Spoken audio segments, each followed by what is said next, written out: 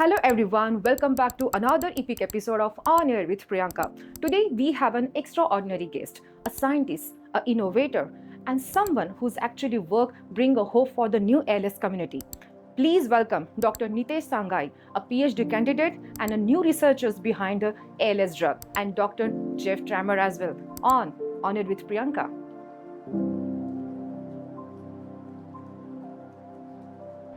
Hello, Dr. Jeff. Thank you. And hello, Dr. Nitesh. Welcome to the On Air with Priyanka show. How are you guys? Very good. Good? It's a little cold today, but minus like 22 out. But Yes, it's minus 22 out. And thank you so much for this white coat. By the way, it's like a dream come true for me. So I'm an engineer, but I never had a chance to wear this white coat. But because of you guys, I'm going to wear this white coat for this podcast today. All right. So you guys now being recognized as one of the 2025 CSA's future leaders, which is really inspiring for all of Canadian people. Yeah.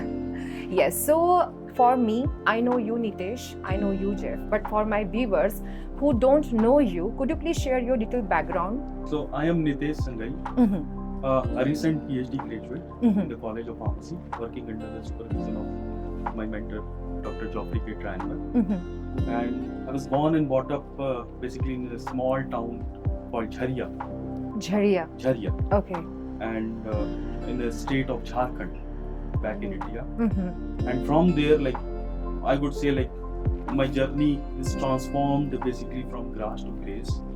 I did my Bachelor of Pharmacy from Allahabad Agriculture University, and then I did my Masters from National Institute of Pharmaceutical Education Research Wow. in medicinal chemistry, one of the center of excellence. And then I did 6 years of job as a safety scientist for Roche Pharmaceutical. And then I moved here, like I left everything and then I moved. You left everything. Yeah. I left my job and then something clicked in my mind and I came here working under the supervision of Dr. Geoffrey K. Tranmer. And currently, like I'm working under the drug discovery project where we have synthesized a new molecule called boron-based, Yep. which could have a potential to slow down the progression of incurable disease called ALS, Yep. Amyotrophic Lateral Sclerosis. Yep. Okay, that's awesome. yeah, and I'm Geoff Tranmer. I'm Yeah. a professor here in the College of Pharmacy at the University of Manitoba. Uh-huh.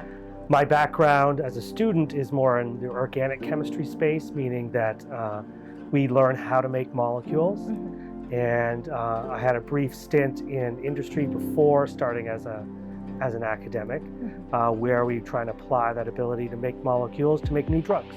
And so that's why I came here to the College of Pharmacy, where I teach the chemistry of drugs to the new PharmD students. And then I also have a research program that looks into finding new ways to make molecules or trying to find new molecules to make and then apply those to different diseases and try and improve the lives of patients.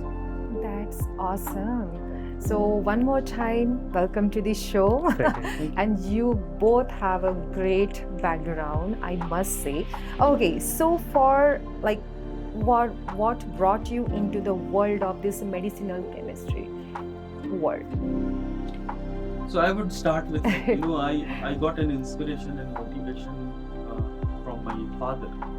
I lost him in 2014. Sorry. He always told me to do something new. So new meaning, I asked him one day, like, what do you mean by something new? He told to bring a meaningful and purposeful change in the lives of human beings. Yeah.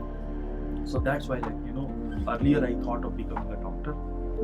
But anyhow, I went to do pharmacy in a medicinal chemistry field, in a drug discovery field, and then I end up like doing pharmacy, PhD in pharmacy in medicinal chemistry, and this is how from Jharia to Canada, it's a transformative journey, and this is how my father inspired me to do something new. And Is he also had any medicinal background? yeah, so he all of a sudden he succumbed to cardiac arrest. Oh, Yeah, so I'm so sorry. yeah, so it all happened. Yep. But I am happy that I am here and I am carrying forward this legacy of Mhm. doing something new. Mhm. And I really want to thank Dr. Tranmer. Because of him, he gave me an opportunity to be a part of this project Mhm. and a platform where I Mhm. can, continue the legacy of my father.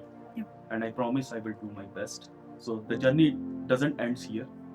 We will do our best to bring the Yes. molecule Yep. to the patients. Yep. And I'm hoping to do my best. That's Thank you. actually awesome. And you, Dr. Jeff? Yeah, so what got me into the medicinal chemistry field is that, Mhm. as a student, as a PhD student, we learn how to make molecules or organic Yeah. chemistry. Right. And then you want to apply that knowledge to making different things. Some people apply it to making new plastics, some people Mhm. apply to make new materials, new pesticides, but I sort of apply it to make new kinds of drugs, and then we test out those drugs to see if they work in different diseases. And so after my schooling, I worked in Montreal at a major pharmaceutical company for a few years, and then which is a really long story, I ended up here at the College of Pharmacy teaching medicinal chemistry, but also having a research program where we try and invent new drugs. That's great. Wow. So this was the journey for both of you. Awesome. But you guys actually work across the drug discovery, a global compliance and safety science as well, which is now you are developing a small molecule therapeutics for a neurological diseases. And so what inspired you to choose a specific a ALS disease? So I'll start that. Yeah. Sure. So, when I moved to Winnipeg, Uh-huh. I didn't know anyone. I moved here for the job, and I was fortunate enough to meet my wife. And then I met friends of my wife and began to socialize with them. And then I met this one fine gentleman who we hear was diagnosed with ALS at a very young age. In his early 40s, he was diagnosed with ALS.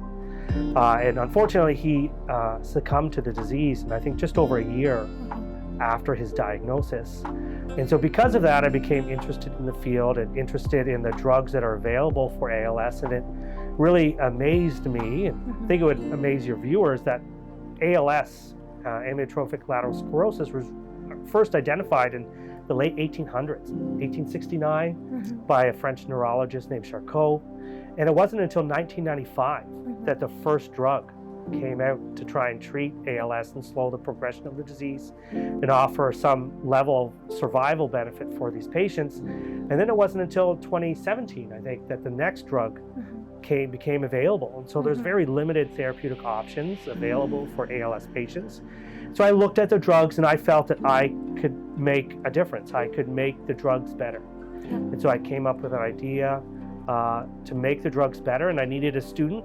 And then that's where Nitesh came in, and then I picked him up at the airport, right? Oh, really? And I asked you a question, didn't I? So Yeah. when he picked me, it's a big deal. for Yeah, us. yeah. Being an Indian, immigrant. Yeah. If some professor tells you that I will be taking you from here, and I was unaware that it was -40 in the month of December 2018. So you landed in December? Yeah. Oh my God. 2018. And he picked me. And while in the car, he asked me one question. Nitesh, do you know about ALS? I said, no, I don't know about ALS. Yeah. And he also asked me, Nitesh, do you know about the molecule recently approved molecule in Canada in 2018, Edaravone? Okay. I said, no, I don't know. Because earlier I was working for making new molecules for treating cancer. Oh, Yeah. so you work for that drug as well? Yes. So anti-cancer drugs. I'm Okay. synthesizing back in India. India. Okay. Yeah, but when I came here, so then he told me, Nitesh, we have to do something here to synthesize a new molecule. And then, because ALS patients are dying every day because there is no cure available, and so we have to create a hope to our drug discovery approach. Yeah. So I said, okay, I'm ready. Oh my God. Oh my God. Yeah, so that was 2019. So it was back in 2019 you landed. So Okay. 2018 I landed in December. December. And Okay. then 19 the project started. Yeah, Uh-huh. 2019. Okay. And the journey? Yeah. And the Yeah, so it's almost been 6 years Yeah. it takes us, you know. Wow. It's one other thing about drug discovery is that it takes a really long time from Of the idea course. to making it, to testing it, Yes. to making sure it's safe. Yeah. Yeah. It takes a number of years. When I came here first time, Dr. Jeff, so I actually met Dr. Nitesh, and he actually explained me each and everything. For my viewers, if you see, if there is something behind me, so Dr. Nitesh already explained me. Okay. So what is a molecule? What is A, B, C? I don't Yeah. know in your language. But it was like literally a terrific. And of course, for any drug, it takes a lot of sacrifice, a hard work. Yeah, so this is one of the steps for the synthesis of Okay. bosenterazole, Uh-huh. the new molecule Yeah. we have synthesized. Yeah. So we are just evaporating all the solvents Mm-hmm. which comes So here, here. and then Okay. it will give us a solid crude product Mm-hmm. for another step for the purification. Okay. This is another method for the purification of bosenterazole. So you can see how it is detected by the UV detector Mm-hmm. in the combi flash. And what is this? So this is like a purified compound. Yeah, so again, I we see. have to evaporate all the solvents Okay. to get the solid product Uh-huh. through rotavir. Okay. And what is this? This is a solvent, tetrahydrofuran. Yeah, thank you. Okay. So, Dr. Jeff and Dr. Nitesh, so for our listener who are not from any science background or not any medical background, so how would you explain regarding the ALS disease? Because I still remember when I spoke to first time, I also asked you about, hey Nitesh, may I know what is ALS? Yeah. Yeah. Yeah, so ALS is a disease where the motor neurons Mm-hmm. that controls the voluntary movements Okay. of muscles Mm-hmm. in the limbs and in the respiratory tract. Mm-hmm. These motor neurons die in the brain and the spinal cord, Okay. due to which the muscle movement stops. Mm-hmm. And the person suffering from ALS Mm-hmm. is unable to talk, walk, eat, and eventually die because of the respiratory failure. So currently there is no cure available. Only 2 drugs are available, Mm-hmm. Edaravone and Neuroscience, Mm-hmm. which shows the modest clinical benefits in Mhm. patients. Mm-hmm. And currently there are more than 4,000 people Mm-hmm. in Canada suffering from ALS. ALS? And in Manitoba, there are Uh-huh. more than 400 patients suffering from ALS. So I would say ALS is highly complex, Mm-hmm. incurable, because Mhm. there is no cure available. Mm-hmm. And also it is very heterogeneous disease, meaning some people who are suffering from ALS shows slow progression of the disease. Mm-hmm. Some people suffering from ALS show fast progression of the disease. Mm-hmm. So the clinical progression of the disease is variable among different people, different population. Okay. What are the symptoms of this ALS disease? So one of the common symptoms is paralysis. So because of the loss of motor neurons in or I would say death of the motor neurons Mm-hmm. in the brain and spinal cord, Mm-hmm. the neurons that make connection with the muscles, they die, and due to which the person is unable to walk, Okay. which cause paralysis in the hind limbs. Mm-hmm. And also there is a bulbar onset, because of which the person is unable to speak. Mm-hmm. There is a slurred speech. Slurred in speech. case. Mm-hmm. And tremors are one of the symptoms. Person is unable to walk, unable to lift anything from the table, these things, and They don't have that much of strength in strength the in muscles. the muscles. muscle dies. Yeah, yeah. But one very interesting thing about ALS is Mm-hmm. the intellect is conserved, meaning the person suffering from ALS, Mm-hmm. the intelligence or the cognitive decline is not there. Now I'll just add, sort of the 2 sort of most famous ALS patients are Stephen Hawking. So if anybody knows of the name Stephen Hawking, the famous astrophysicist, Okay. where he ended up progressing to needing to use a wheelchair and using a machine or computers to communicate. Okay. That's one of the most famous ALS patients, but that's the course of the disease is where you have gradual paralysis till unfortunately you end up wheelchair bound, and then you eventually succumb to the disease as a result. Then Lou Gehrig as well, and then most recently Eric Dane, from the actor from Grey's Anatomy, has been recently diagnosed with ALS, and it's just a gradually progression of paralysis where they lose muscle control, but also eventually speech, and then the breathing is affected as well. Oh my God. So we heard about the drug, the ALS drug, which you discovered regarding like a bosantrozole. I'm really sorry if I mispronounced because I don't have a medical background. So viewers, you also kindly adjust. So the new ALS drug is a bosantrozole, right? Which actually extend a lifespan, right? And delayed disease, and which is all without toxicity.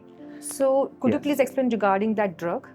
Yeah, sure. So, in terms of increased survival, delay progression of the disease, and lack of toxicity is all in mouse models. So it's really fascinating that people have been able to engineer ALS in mice, with the idea being that if we can study how a drug works in ALS in mice, then hopefully we can translate those results into human patients. And so what we've been able to do is we've developed this drug called bosantrozole that does extend the lifespan of the ALS mice. It slows the progression of the disease, as well as reduces weight loss that's normally associated with ALS, and hasn't shown any levels of toxicity that we've been able to find in our mouse models. But the original idea is that the name is bosantrozole because our compound is sort of based on boron. Boron is just an element of the periodic table like any of the other elements like carbon and nitrogen and oxygen.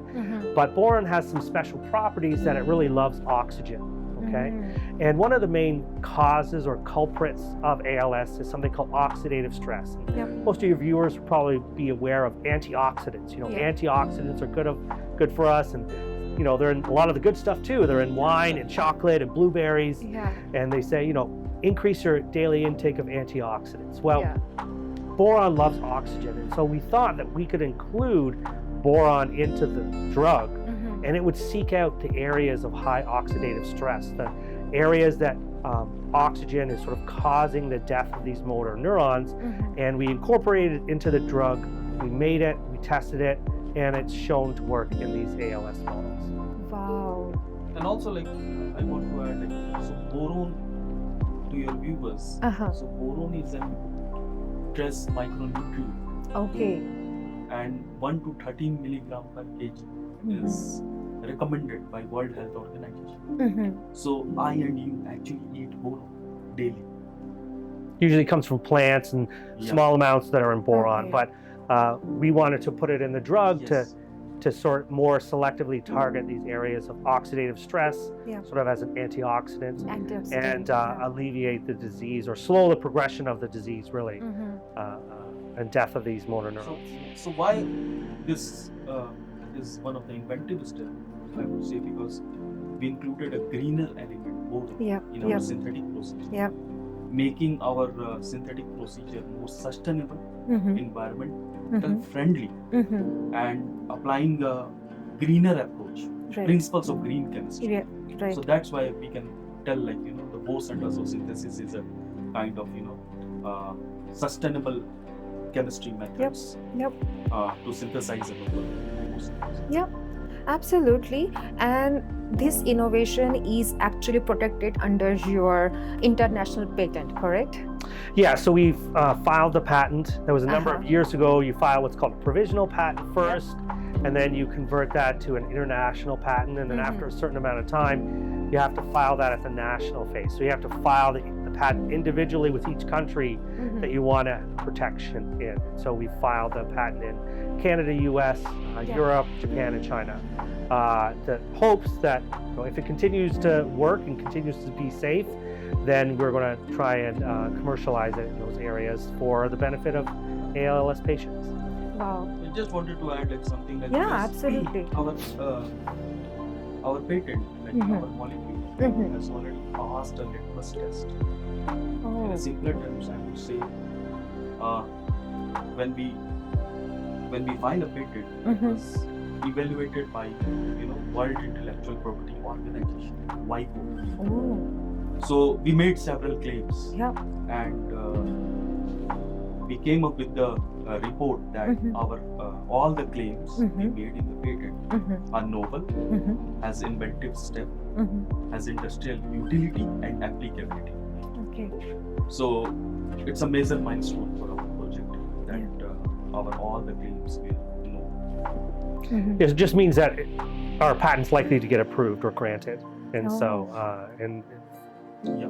yeah, likely to. And then we move forward to file like national filings, Yes. which Dr. Tranmer just said, like Yeah. file Yeah. national filings. That's amazing. You know what, guys? I find it really inspiring that you guys are not only working in the lab but for the ALS community. So, you already explained regarding your patient experience, why you Right. choose the ALS, like specific disease for the research or for the drug, right? But anything that any have like patient connection influence your research, like you or Nitesh, you? I can give just a brief introduction. So, Yeah. the main interest was trying to help patients because there Yep. aren't really great drugs out there for this disease, and there's definitely room for improvement. So, Yep. hopefully, that we can use our skill set Mhm. and our knowledge to try and improve the therapies for Yep.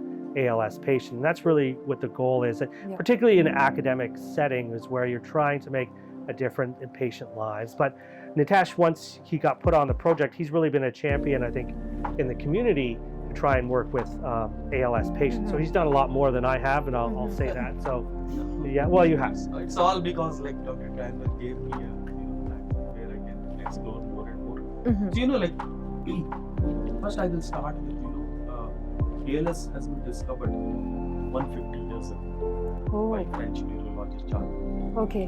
But still there is no cure. Yep. And in the year 2024 and 25, Mhm. most of the clinical trials Mhm. of the drug got failed.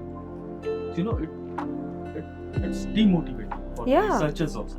Absolutely. Because you it's- guys are working like Yeah. a 5 to 6 year for the one drug, right? Yeah, so Yeah. it's demotivating. But how, when I joined the project in 2019, I tried to motivate and inspire myself Mhm. to come to the lab each and every time to motivate myself to do something new and for the patients. So I thought of connecting with ALS Society of Manitoba. Yeah. So in 2019, I started my volunteering with the ALS Society of Manitoba, Okay. with ALS Walk and several other Mhm. fundraising events. And in 2023, I got a call from Bianca, one of the executive director in ALS Society of Manitoba. She said, I want to nominate you for the board of directors. Great. So then, I became a board of director in the ALS Society of Manitoba. Mhm. Recently, I am also recognized as a ALS Canadian community ambassador, Mhm. and also I am working with ALS community in North America in a clinical trial team. Right? So in these organizations, I try to meet with patients. Mhm. I try to help patients, Mhm. disseminating the research, Mhm. what is happening in the community, in the scientific community, and also I try to encourage myself and our lab to do our best for the community. Yeah. So recently we came up with the publication. Mhm. So I will tell you briefly a story like Yeah. what happened like in the ALS walk last year. Mhm. The family members of Sherry, Mhm. Britisher, Mhm. she is one of the patients suffering from ALS, Mhm. and they came up to me and they said like, Nitesh, are you a researcher working on ALS? I said yes. So can you do something for Sherry? I said definitely. What we can do is the best way is to create awareness Yes. and strong advocacy with her story, Right. because ALS is rare, but we don't want it to be neglected by the people Yeah. around us. So what happened? We tried to write a story about Sherry, and she wrote the story through her eye gaze, because she Okay. cannot move, she cannot speak, Oh. but her eyes movement are there. So with her eye movement, she wrote a story through her eye gaze, Uh-huh. and then we communicated in an international journal in healthcare. So recently we published her story. Uh-huh. So as a whole, we want to say, like, diversity and inclusivity, Yeah. welcoming everyone, Yeah. patients, caregivers, Yeah. healthcare professionals, everyone, seeds innovation.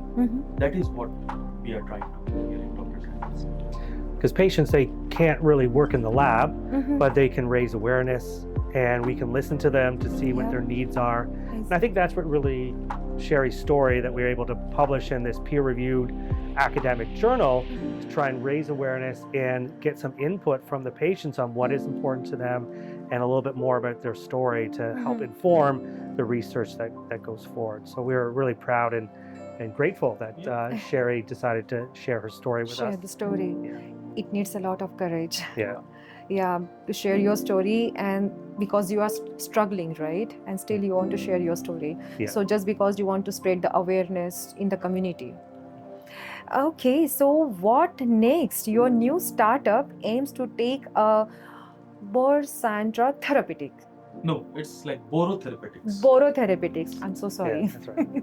Okay, so what about to borotherapeutics forward for the potential clinical trial and help treat disease related to the oxidative stress?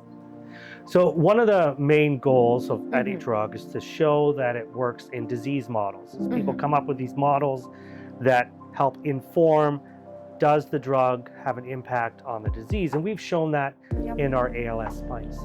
We've also shown that in mice, we've tested our drug for 4 months in our mice, and we haven't seen any sign of toxicity. So once we have those results, what we need to do is move that closer to humans, closer to going into humans. So the next step is to create what's called a new or investigational new drug package, meaning that you get all the necessary information together to then apply to the regulatory bodies to allow you to put it into humans, right? Because you can't just go and give it to anybody. You have to make sure that it's safe first, primarily.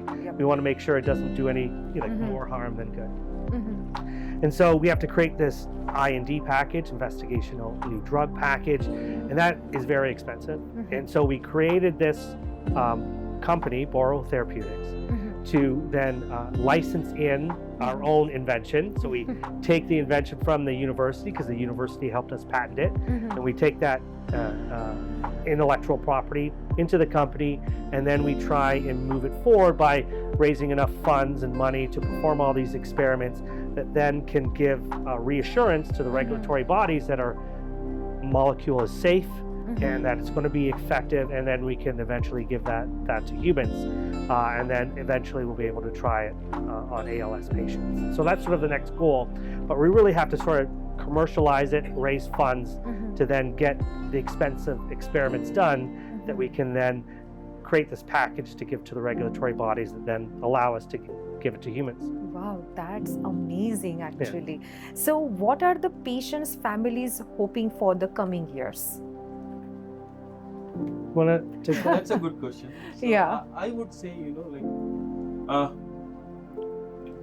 patience is a key here, and ALS is no doubt, it's not a rare disease now, because I went to a conference in ALS MLT Symposium and I had a talk with Dr. Tranmer. Okay. So he said that ALS is now not a rare disease. Okay. So, but we really don't want it to be neglected. By people. So we really want to welcome, patients, even the caregivers, healthcare professionals, grant agencies, government people to be a part of our innovation. We don't want to be alone, right? And so that together we can create hope in ALS patients. So we are very confident that one day, with all the hard work and efforts, we will do our best Yeah. to bring best for the ALS patients. Mhm. So I think at this time we really need funds, and we'll do all the efforts to bring funds into our new startup therapeutics so that we can go on. Yeah, and recently we had a conversation with a chairperson of Okay. ALS Foundation in Turkey, Yeah. who is a former physician himself. I think he's an ophthalmologist. Yeah. Mhm. And he came down with ALS, or diagnosed with ALS, and Mhm. he wanted us to share our results with him, and we Oh. did. And he was thankful because he thought that the fact that he was included, the fact that we shared our results with him, gives them hope that someday people will find ways to slow the progression of the disease, maybe even reverse the disease, increase their survival, as well as raise awareness of ALS among the community and as well among the scientific community, Yeah. that we can understand what works with ALS, how does it work, and how can we develop new drugs for ALS. And so it's really the patient stories really inform the science that then try and make it full circle, that hopefully we can develop something that can help the patients. Yes. And also I want to add one thing, Yeah. that, for Go your ahead. viewers, Yeah. that the molecule Uh-huh. boron-based Uh-huh. tested in ALS mice. Okay. So these mice shows the same clinical motor phenotypes, or the same clinical progression Mhm. of human ALS. Okay. So the human shows clinical progression of paralysis. These mice also shows paralysis. So this is really a proof of concept for our molecule boron-based. Mhm. Yeah, just because sometimes viewers are unable to understand Yep. like what mice are these. What mice are So these? these mice are ALS mice because they have the same clinical motor phenotypes as that of human. That's amazing. And I'd also add for the viewers, if they're moved to be motivated to get involved, there's Yeah. always ALS walks or ALS foundations that they can Mhm. volunteer with. But even things like, do you remember the Ice Bucket Challenge? Yes. That Yeah. was designed around raising funds for ALS. And so there's Wow. always things like that that people can get involved with and post about to look and to help the cause. Wow, that's nice. And for any fund or anyone wants to reach out to you, so how they can follow or reach out to you? So we have a website, Boro Therapeutics, so it's BORO Therapeutics. It's all one word. Otherwise, we're at the University of Manitoba College of Pharmacy. They can look us up through those means as well. And we have an Instagram and some other place we're trying to put together, but mostly Yes. it's Boro Therapeutics. Oh, that's great. And if nothing works, Priyanka is here. Yeah. Yeah. You can reach out to me. And also, like, I want to add one What one was very that? important thing for Uh-huh. the viewers, Uh-huh. because what happens is, even if your molecule in the disease area, like neurological diseases, it shows efficacy results in mice. 98% of more than 98% of the molecule they get failed in clinical trial or in preclinical studies, Okay. only because they cannot cross the blood-brain barrier, meaning they cannot go to the brain. So we are actually targeting the brain because the Yep, motor yep, neurons yep. are there in the brain. So Yep. we have to, the molecule should cross the blood-brain barrier to reach out to that neurons, Yeah. to save that neurons, right? Yeah. So interestingly, and we are very happy to let you know, the viewers also, only like a major milestone that our molecule boron-based is crossing the blood-brain barrier with the high partition coefficient Wow. from brain to plasma. Amazing. It's meaning we get about 50% of our drug in the brain compared to what's in the blood. This is what it means. And so it means just that it is going from the blood into the brain, and we're getting good amounts of it into the brain. So hopefully that's why we see the results we see in the mice, and hopefully that will then translate to That's humans. incredible. Yeah. So, as per of my knowledge, so you guys earn a lot of honors, international award, recognition, right? You are whole day working in the lab. Yeah. But what about the outside of the lab? What about like Dr. Jeff and Dr. Nitesh? Who are they? So for myself, I'm a husband and father, brother, son, friend. A lot of our time really is involved in science, and then it's involved in our families. And that's pretty much where I spend most of my time. I have 2 young children that we take around to different sports and different recreational activities. And yesterday when it was snowing in a blizzard, my kids stayed home because they canceled school. And I was outside. I was outside, shoveling the driveway. I'd like to, play video games or watch movies or play guitar, but most of our time my time is spent with my kids and my family. So that's really what I do. That's nice. You also like a sport? I love baseball. I'm a huge Toronto baseball fan. So Toronto Blue Jays is my team. I grew up watching them, and I had a great experience this year. I went to Game 7 of the World Series. Took my son to Game 7 of the World Series this year. It was a great experience. We were winning up into the 7th inning. And it was a great experience, and we didn't quite make it. We didn't quite win at the end of the day, but it was still a great experience to do there. So I'm very, very hopeful for the Toronto Blue Jays this year. And also hockey. We like our hockey up here in Canada. Yes, right. Oh, that's amazing. And what about you, Dr. Nitesh? For me, I'm a husband. Oh, yeah. And father of 2 daughters. Great. And also I like make friends. So whenever I go anywhere, I like to meet people because I feel like life is very small. And the only truth is we have to leave one day. So I feel like just spread the positivity, make friends. Positive surrounding makes your life very easy going. I do agree with you, Dr. Nitesh. And I like singing. I sing Indian songs. Oh, wow. Can I like singing. Ask you one small Indian line? karaoke?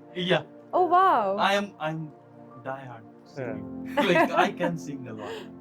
And then Dr. Tranmer like baseball. A similar kind of sport is cricket. Oh. So I like cricket. I played a lot of cricket. Here as well? Here also, I played at the beginning. But now... we even have some cricket fields here in Winnipeg. Oh, yes. There is a cricket team as well, right? So I played, I like cricket. And I just wanted to add something, I want to thank Dr. Tranmer first, who have given me an amazing opportunity to be a part of this team, because and he's not only a mentor, but he provided me all the support. Where I feel like a stressed mind cannot do anything. So he took care of everything, start from the beginning. Even many things family wise also. With a growing mindset, helped me a lot, and I'm very grateful to him. And also to our collaborators like Dr. Jimmy Fong, Dr. Rene Janelli, where we did our biomarker studies. Dr. Frank Hutchinson, and currently we are doing also collaborating with other people. But yes, we really started with a positive mindset, and we will do something. You are doing something great. I just want to mention that I just come up with the ideas, but Nitesh really does all the hard work. And fortunately, I was able to nominate him this year for a MyTax Innovation Award. And so I'm very happy that he was awarded. That's a national award that he received. He got flown out to Ottawa for a big ceremony. So I'm very proud of him. That is all hard work. For the first time, I went to the parliament. And I went to the policy makers. Wow. So it's all because Dr. Tranmer nominated. Because I would say, I was talking to my wife, because there was only one student who got the National Innovation Award. And that is you. Yes. And otherwise, there were professors. So I was talking to my wife, Dr. Tranmer would have nominated himself also for the award. But this is how, we are...